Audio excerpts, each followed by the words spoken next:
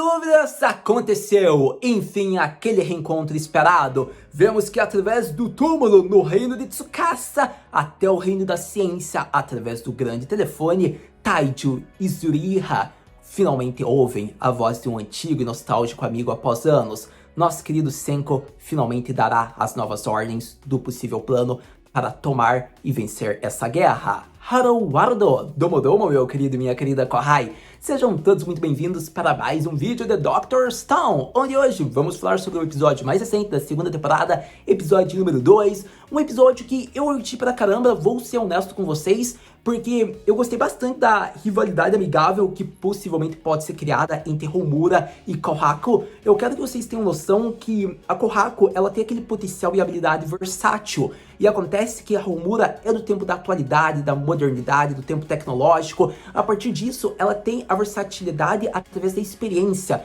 mas a Kohaku vai tentando se distanciar, se aproximando, mas a Homura ainda está muito longe devido à experiência. A partir disso, a gente vê uma guerra e uma possível luta, onde é gerado o grande ponto que possivelmente será o grande aspecto dessa temporada: derramamento de sangue. Qual será a decisão? Matar ou não matar? Afinal, Senko tem uma ideologia meio pacífica, se formos pensar. Ele vai tentar evitar a todo e qualquer custo um derramamento de sangue. Mas será que ele conseguirá isso? Será algo possível? Isso será uma necessidade em algum momento. Ele não vai poder evitar. Será que ele conseguirá, através da ciência e tecnologia, prender todos de uma maneira que todos vão ceder? Talvez sim, talvez não. Talvez com palavras, ações, demonstrações, ele consiga fazer com que todos queiram voltar à era da modernidade. Mas algo fácil não será. Afinal, ele estará lutando contra Tsukasa, que pune e destrói vidas se for necessário. E é interessante isso, porque o Senko ele vai tentar evitar todo a qualquer custo machucar uma pessoa ou até matar. Afinal, isso faria com que ele seguisse a ideologia de seu antigo amigo rival. Então é interessante porque tá naquele embate. O Senko segue uma ideologia que é voltada para uma era pacífica, onde ele quer reconstruir, só que o Tsukasa não quer isso. É interessante, duas convicções, e acontece que o Senko tem que continuar na dele, digamos, seguindo a doutrina que ele está planejando, ou seja, não pode ter mortes, não pode ter sangue. Então é um grande ponto, porque como que o autor vai poder fazer isso? Utilizando-se mais da ciência? Vai ser interessante, porque o que mais Senko poderá fazer para evitar guerras e batalhas? Bom, uma coisa é certa, a gente viu que esse aspecto foi moldado o episódio inteiro, seja desde o momento da Homura com a Kohaku conversando com o Senko, seja no momento do Gen, do Magna e do nosso querido Chrome. Então é um dos grandes pontos, mas a emoção é o que vai narrar essa temporada. Afinal, a cena do episódio onde gira em torno dos amigos se reencontrando foi de chorar, foi de gerar um pouquinho de lágrima. A gente ficou tão emocionado. Afinal, pensa nos anos que se passaram, pense na preocupação. Poxa, será que ele vai conseguir realmente fazer o reino da ciência? Ele vai encontrar aliados? Será que o Senko tá bem? Ele tá vivo? Então, sério, pensa no lugar do Taiju e da Yuzu-chan. Eu acho que a preocupação era muito maior, mas o Senko também se preocupava. Afinal, eles iam estar na toca do leão. Então, sério, foi fenomenal. Eu acho que agora é hype, é expectativa. E a partir disso, eu quero falar um pouco sobre algumas cenas que foi muito relevante em torno do plot do episódio, que merece aplausos. Então vamos continuar falando sobre Dr. Stone e seu episódio mais recente, que deveria ficar conhecido como a ideologia de Senko será mantida até o final. Veremos uma guerra, uma luta sem derramamento de sangue. A ciência está mostrando um grande avanço, mas Senko será capaz? Para isso veremos suas ações na ligação a Taiju. Começando a impressão geral nas cenas mais relevantes do episódio, vamos ao início ou ao grande ponto, as bombas sonoras. Isso é interessante porque, como foi mostrado e demonstrado, Senko já sabia fazer a isca perfeita. Homura iria até a localização mais próxima da vila para saber mais em torno desse barulho de explosões. Afinal, a grande preocupação do exército de Tsukasa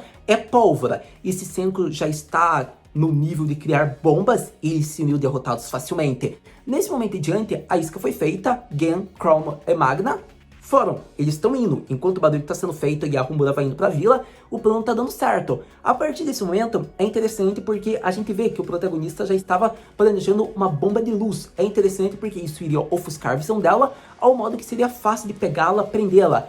Porém, a gente vê que não foi tão fácil. Por mais que Kohaku já tivesse a identificado e estivesse na cola dela, a gente viu que no momento que a bomba foi acionada, todos ficaram com problema na visão, o que fez com que Kohaku ficasse mais lenta. E isso fez com que Homura conseguisse executar sua fuga, porque o protagonista que segurou nossa querida Homura, e acontece que o Senko pode ser um gênio, mas o que ele tem de genialidade ele perde em força. A partir desse momento, ela com a sua versatilidade fugiu de todos que estavam ali, e vendo que apenas Gen e companhia que não estavam ali e o resto do bando estava ali junto, ela pensa, eles estão indo para o reino de Tsukasa. Eles devem estar planejando alguma arma da ciência. Então, nesse momento, ela corre. E a gente vê que o protagonista, por mais que ele não tivesse a força necessária, ele não é burro. Ele compensa pela genialidade.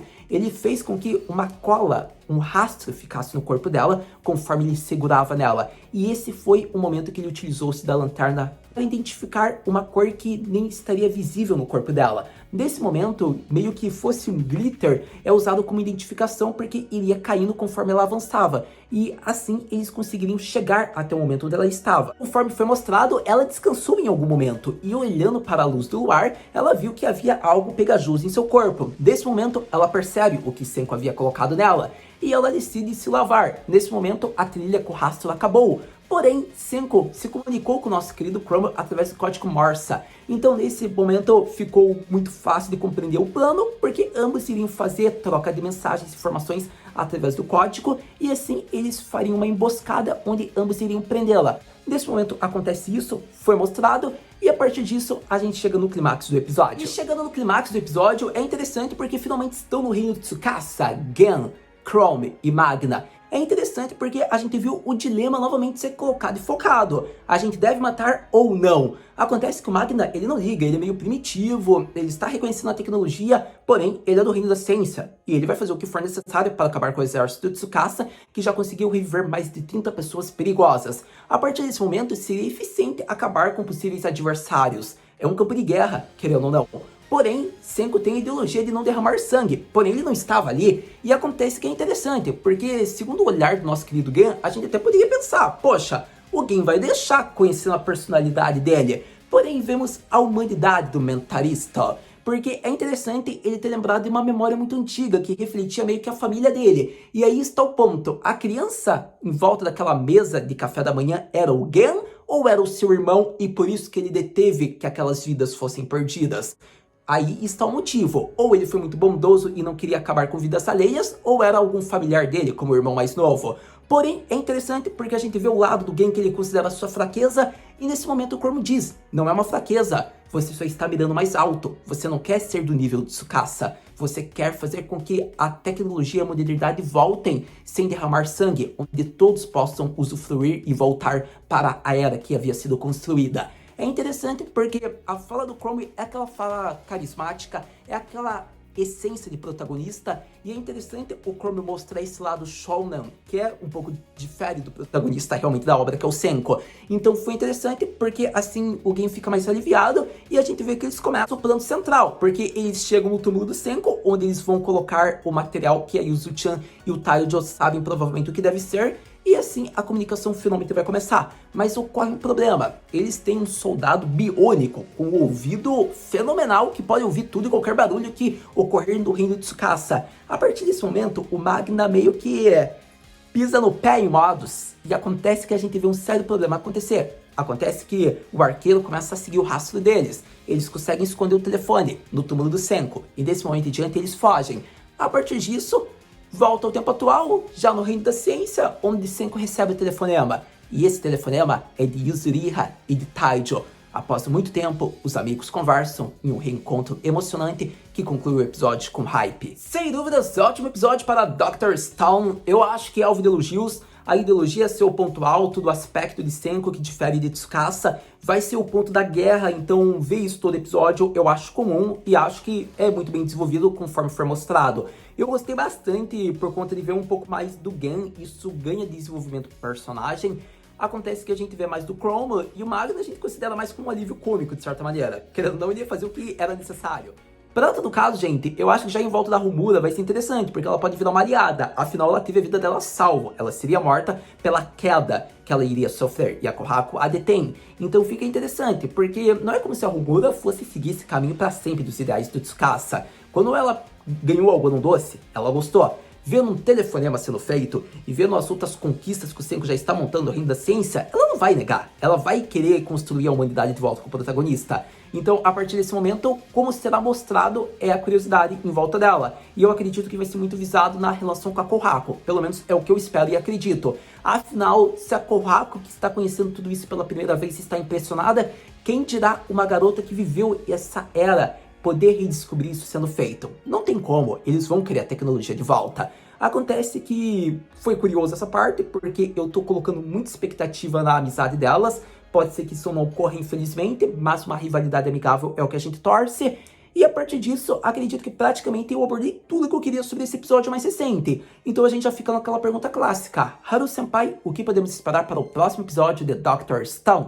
Para o próximo episódio de Dr. Stone, eu estou com expectativa sendo criada e gerada. Não tem como, gente, porque, querendo ou não, é um reencontro muito esperado entre Taiju e Zuriha. Ver o que o Senku vai falar, quais coordenadas, como vai ser o plano montado, orquestrado, é interessante. Também a forma como eles vão esconder esse telefonema, porque o arqueiro vai ficar de olho de vigia na localização onde ele ouviu um barulho. Então vai ser interessante, porque o Tsukasa não vai ficar sem fazer nada, ele vai ficar mais de olho, porque já deve ter informante de olho neles. Então eu tô curioso, porque como vai ser feito a manipulação? Será que vai dar certo mesmo? Eles vão conseguir fazer a voz da Lilian? Alguém vai conseguir isso? Eles vão colocar naquele local? Onde que vai ser centrado? Eles vão enganar isso enquanto o Tsukasa estiver talvez na caça? Não dá pra saber. Vai ser interessante porque talvez o próximo episódio mostre mais talvez do reino do Tsukasa, conforme talvez adversidades, mas talvez Senku e Gen consigam fazer algum plano. É interessante, é curioso, porque talvez até a própria Homura possa falar algo, e a forma como a Kohaku vai interagir é a minha expectativa também.